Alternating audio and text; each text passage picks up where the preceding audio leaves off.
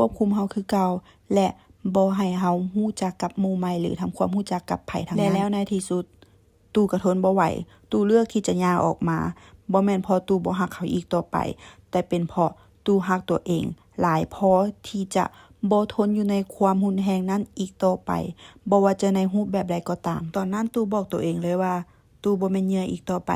ตู่จะเป็นผู้รอดชีวิตและเฮาอยากให้ผู้หญิงทุกคนรู้และตระหนักว่าความรุนแรงในครอบครัวนั้นบ่แม่นแค่การทำให้ร่างกายหรือการบาดเจ็บเท่านั้นแต่มันคือเมื่อใดก็ตามที่เฮาถูกกักขังและอิสรภาพถูกพรากไปจากเฮา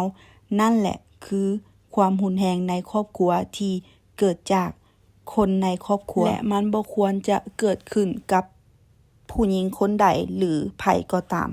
ในโลกใบนี้เดี๋ยวคลิปต่อไปเฮาสิมาเล่าสู่ฟังหลังจากที่เลิกกับแฟนแล้วและเฮาได้ไปแจ้งตำรวจว่าตำรวจได้ให้ความช่วยเหลือเฮาอีหยังจังใดแน่และเฮากับลูกได้ไปอยู่ไสเจอกันคลิปต่อไปเด้อบายเบิ่งไทก้าตอนมันอ้วน